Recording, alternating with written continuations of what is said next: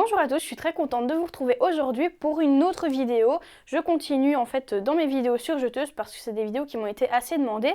Alors ici, je vais vous apprendre le point à 3 fils et le point à 4 fils. Donc pour cela, on aura besoin des aiguilles, donc d'une deuxième aiguille parce que pour le point à 4 fils, on a besoin de 2 aiguilles. Et également d'une petite pince, mais ça c'est vraiment facultatif, c'est vraiment bon. Si on a du mal à rentrer le fil dans l'aiguille, dans le chat de l'aiguille, on se servira de ça. Et moi je vais vous montrer ça sur un morceau donc, de tissu. Et comme on peut le voir ici, il est un petit peu effiloché.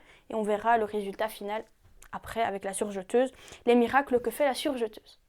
Alors tout d'abord, il faut toujours tester votre point sur un déchet de tissu comme je le fais maintenant. Pourquoi? Parce que parfois on peut avoir des blagues et si on surjette sur notre vêtement, on risque de couper parce que comme vous pouvez voir ici, il y a un couteau qui va couper, enfin vous verrez correctement après, le surplus de tissu. Et si vous coupez le surplus de tissu et que votre surjet est mauvais, vous allez devoir tout retirer et ensuite vous allez devoir resurjeter et recouper du tissu. Donc ça risque d'être problématique.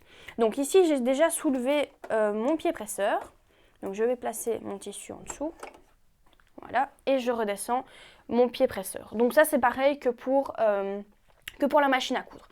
En fait, si vous voulez, ici mon petit couteau va servir à couper tous mes petits fils en fait qui sont effilochés sur le côté pour vraiment rendre mon tissu hyper propre. Donc je vous montre ça tout de suite.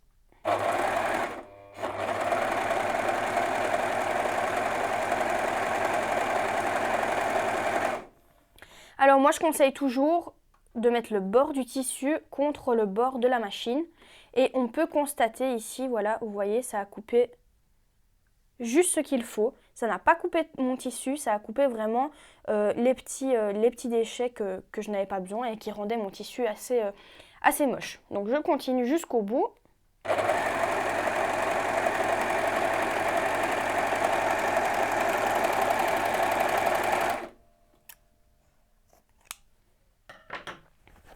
Donc voilà, ici on est sur un surjet à 3 fils.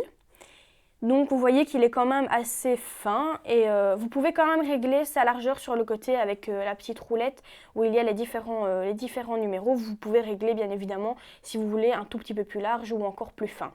Alors pour ce qui est de la tension pour le 3 fils, moi tout est sur 4. Maintenant ça va dépendre de votre machine et de votre fil. Donc ça vous devez vraiment tester chez vous et sur votre tissu. Donc tout va dépendre vraiment du tissu et de votre machine. Alors ici on va passer maintenant au surjet à 4 fils.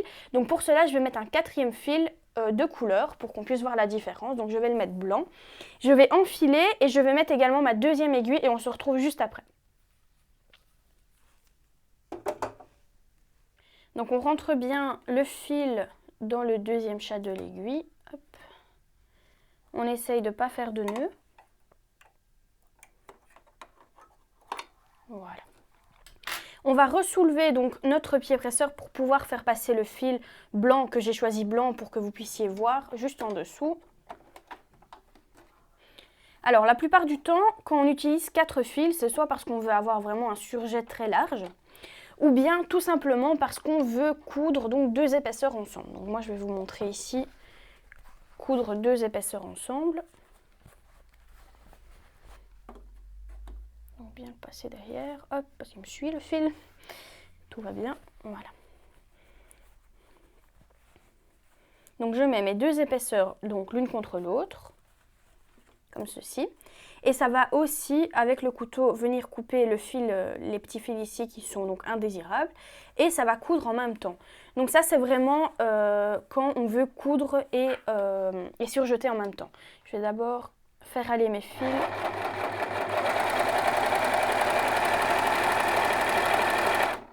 Alors j'ai fait ça pour être sûre que ma chaîne en fait soit correctement faite parce que parfois on enfile donc notre 2e aiguille et ça fait plein de nœuds parce que soit la tension est mal réglée ou alors il y a d'autres soucis. Donc voilà, j'ai préféré bien le faire juste avant et maintenant je vais surjeter et piquer.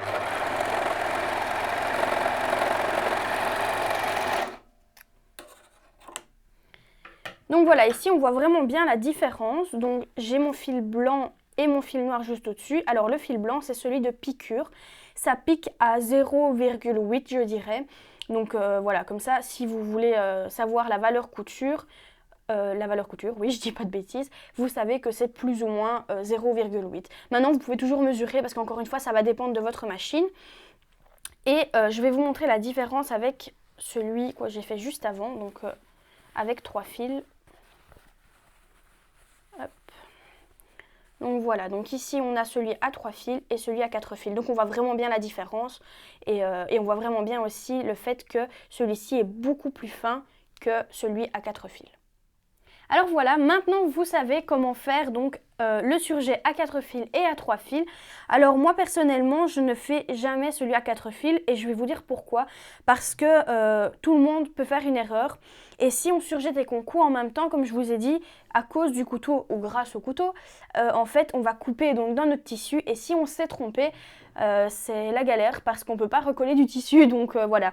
Donc moi je préfère toujours surjeter mes pièces, ensuite coudre et s'il y a un souci je peux toujours découdre, comme ça je suis sûre de ne pas avoir coupé du tissu parce que ça m'est déjà arrivé une fois et tout simplement j'ai dû tout recommencer et je vous dis que j'étais vraiment pas contente du tout de tout recommencer, de recouper toutes les pièces en plus, donc c'est du gaspillage de tissu.